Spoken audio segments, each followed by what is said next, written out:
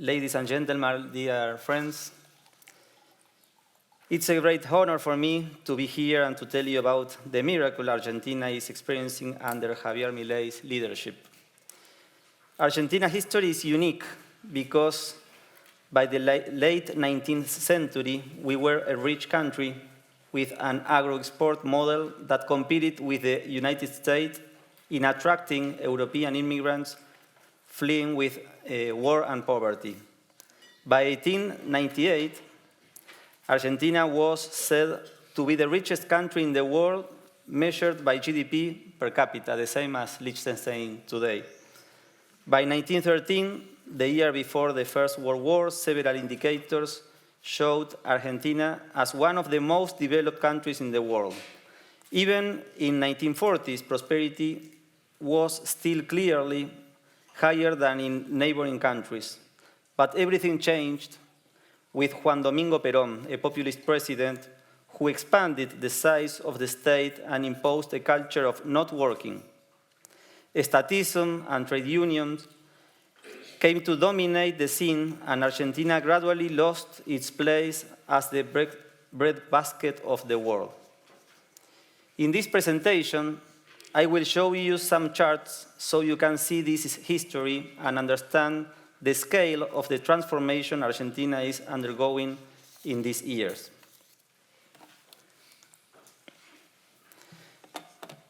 This first chart shows the fiscal deficit we have accumulated from 1960s to the present.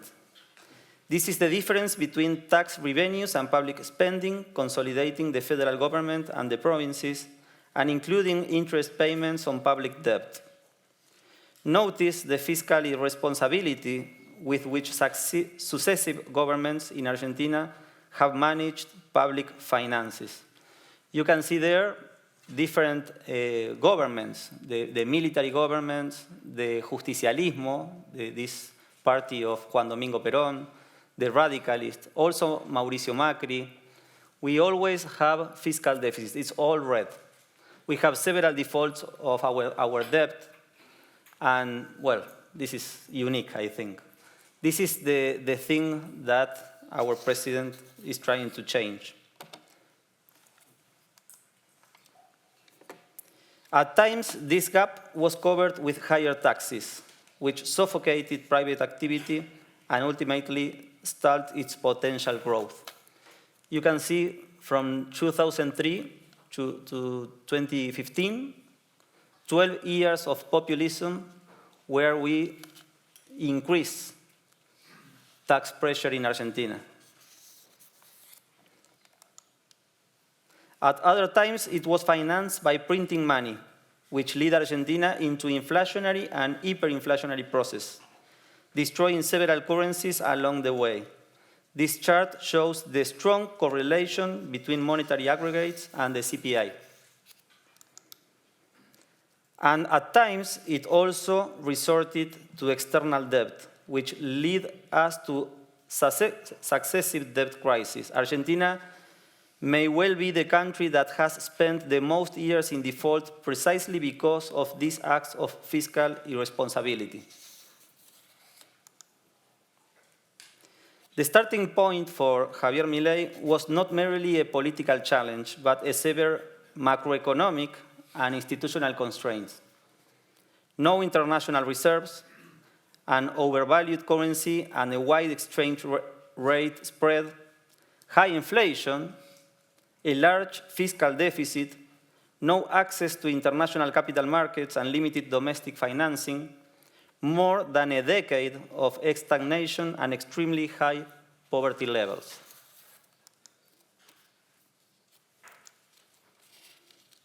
Here you can see the big problem that we have in Argentina, that is the public spending. This is the problem for economic growth that Javier Milei is trying to change. In these 12 years of Kirchnerism, public spending almost doubled relative to GDP, rising from 24 to 45%. Macri tried to reduce it, but the effort was insufficient. The 2018-19 crisis, together with the pandemic and the drought, forced the government to reduce its size, but it was Milei's effort that made it possible to return to a level of public spending that can be financed with taxes.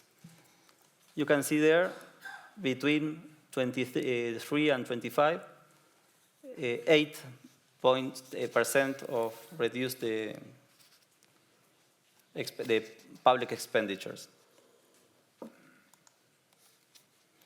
Today, fiscal balance remains in place. This is what I mean, this is a miracle in Argentina, with a primary surplus for the third year consecutive. How was this possible? The structure of the state was cut in half from 18 ministries to 9.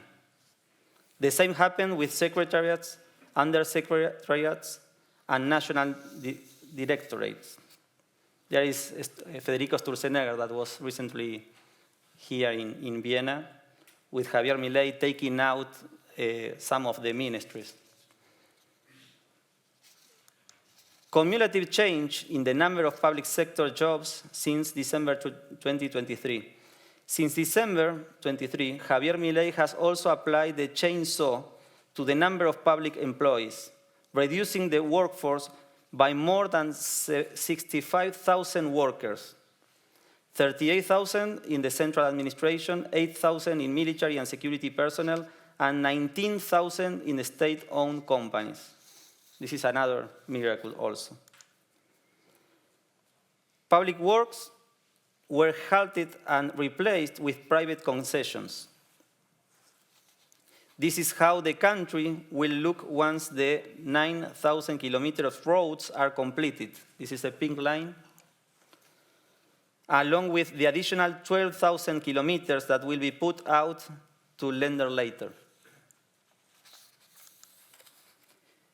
Discretionary transfers from the national government to the provinces were hated, limiting transfers to what is established by the revenue sharing law. In Argentina, the national government collected taxes, but the provinces are the ones that spend those resources. Correcting this problem requires a change of the national constitution. Kirchnerism added discretionary transfers in exchange for aligning governors and legislators with its proposals. That ended with Javier Milei. Subsidies for public utilities were reduced, which implied tariff increases now borne by consumers. Official advertising spending was halted. This creates serious problems with the media, which, after losing official advertising revenue, play against Javier Milei's government. So this is very important. Read the title. Fiscal balance was achieved not through increased revenue, but through reduced spending. This is revolutionary because it is a fiscal adjustment accompanied by economic expansion, as we will see later. The IMF is taking note of this for its recommendations to other countries. Until now, the usual response to fiscal deficits has been to call for higher taxes.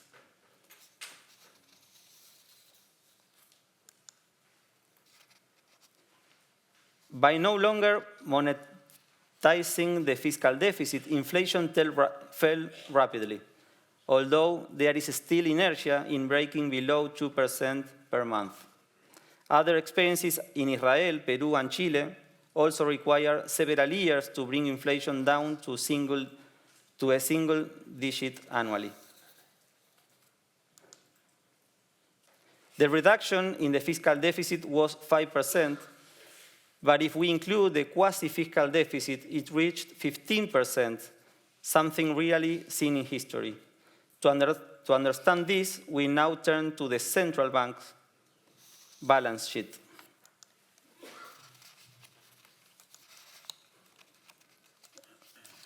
Here you can see the central bank's balance sheet, and you can see in the assets the financing to the public sector the government securities in December 2023 to March 2026.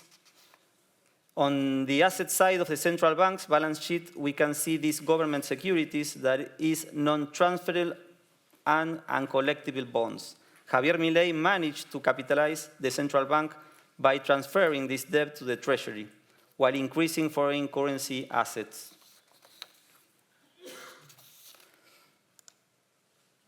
On the liabilities side of this same balance sheet, we can see how interest-bearing liabilities were 3 times the monetary base and would remain there only as long as the central bank paid 133% annually interest rate on them under Milei government.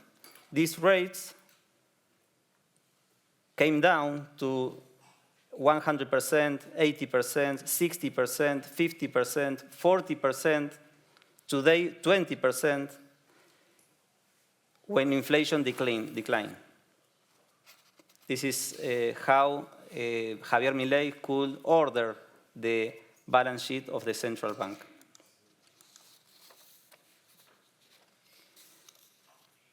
The starting point was not merely a political challenge, but a severe macroeconomic and institutional constraint, I said at the beginning. We have here the exchange rate framework was highly complex. Multiple exchange restrictions, this was we call the cepo, FX spread around 170%, more than 20 exchange rates, negative net international reserves, an overvalued official exchange rate, and the Zaira imports restrictions. These are the 4 phases of the FX policy. Phase 1. The first phase was a jump in the official exchange rate, which sought to eliminate the inherited exchange rate lag, restore competitiveness, partially unify the market, and create a credible starting point for the stabilization program. This is the first stage. Stage 2. After the initial jump, the government set a predictable devaluation path of 2% per month. The objectives were anchor expectations, avoid abrupt jumps in the dollar, and use the exchange rate as a nominal anchor for disinflation.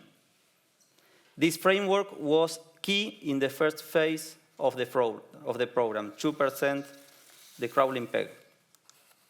In the third phase, the fixed crawling peg is replaced by an exchange rate band regime. The exchange rate can move within a pre-established range, and that range is adjusted by 1% per month. This introduces greater flexibility, reduces perfect predictability of the dollar, and allows shocks to be absorbed without losing the anchor.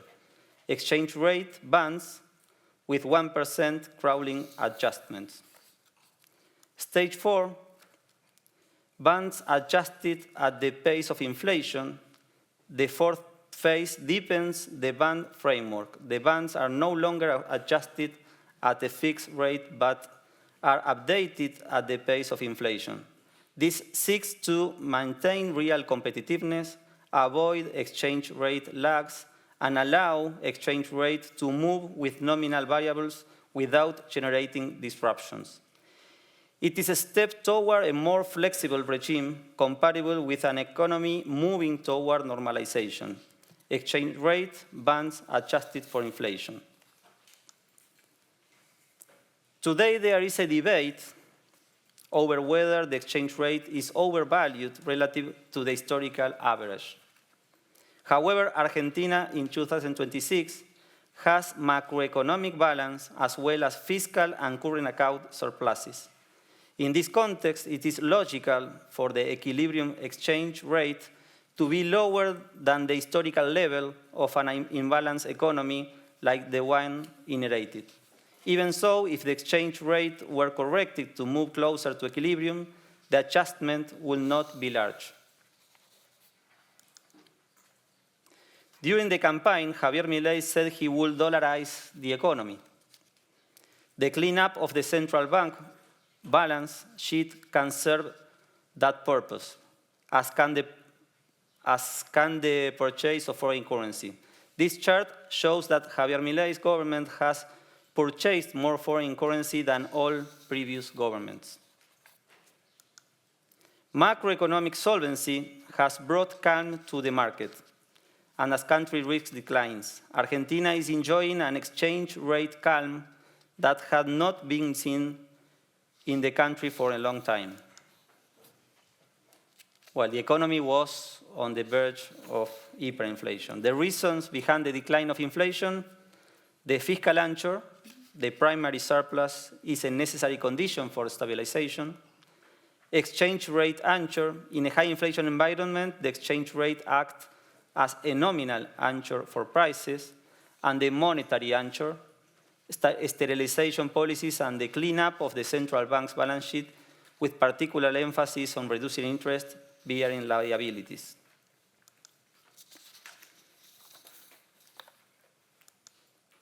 Initial devaluation brought the dollar exchange rate closer to reality, but it pushed Argentina into recession. In 2024, Argentina hit bottom, although a recovery began in April.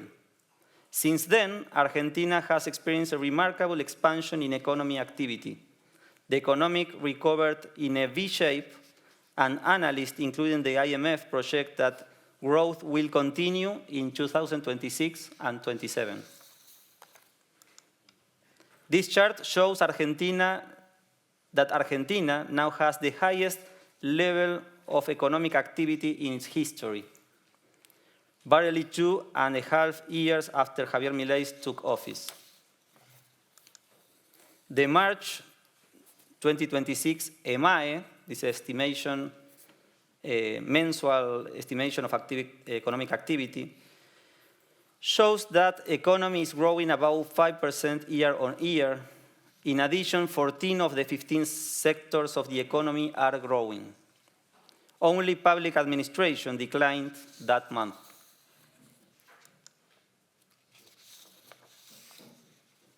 Well, here you have a table with different indicators that can show the miracle that we are explaining here. Inflation, you can see 160.9.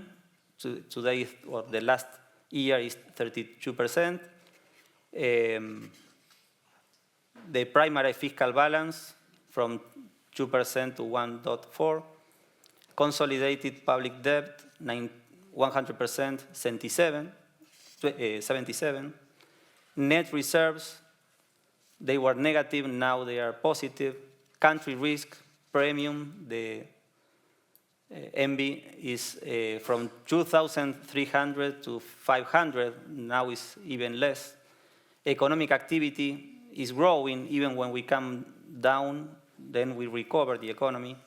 And poverty, this is very important, and we will see now, is also going down. No? Inflation, well, here you have all this information. Social outcomes. You can see there the poverty from 52.9 to 28.2. Extreme poverty from 18% to 6%. This is part of the miracle also. After reaching a peak of 53 in 2024, poverty fell to 28% during the second half of 2025, its lowest level in 7 years.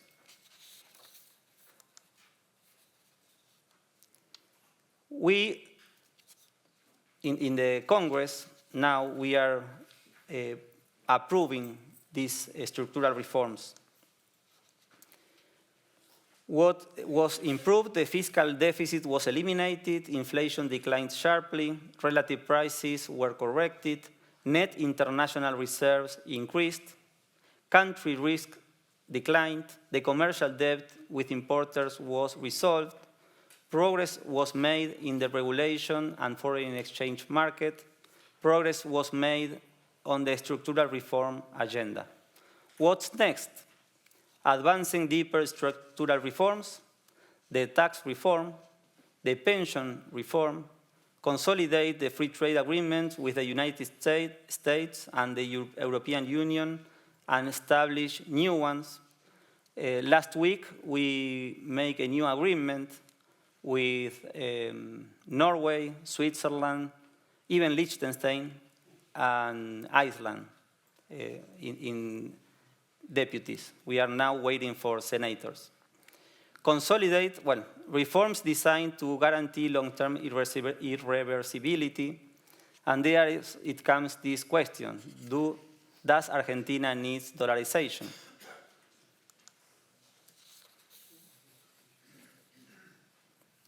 The government is moving forward to improve business climate and competitiveness by eliminating restrictions, regulations, such as the rental and supply laws, price controls, promoting competition through measures like the open sky policy, reducing bureaucratic burdens and simplifying processes like the elimination of price information system, CIRA import system, and non-automatic licensing. Lowering import tariffs and non-tariff measures, for example, for metals and some construction materials. Reducing export duties, relaxing labor regulations. Argentina introduced a special regime for large-scale investments, the RIGI, offering significant tax and foreign exchange incentives. Tax benefits, participating firms face a reduced 25% tax rate instead of the standard corporate rate, and may accelerate depreciation of movable capital goods such as machinery and equipment. Accounting, companies are allowed to keep accounting records and financial statements in US dollars. Policy logic, RIGI combines tax, accounting, and foreign exchange incentives to make large-scale projects financially viable under a stabilization regime. Here you can see all the projects that we have approved in this new regime with good incentives for investments in different industries, more in minery and in energy. It's a long list of projects that we are having in this next year, in this next decade for Argentina.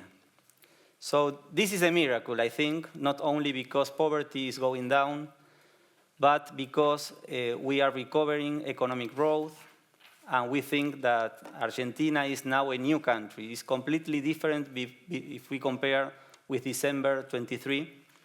I am very optimistic that this change is going to be deeply in the next years too. Well, thank you.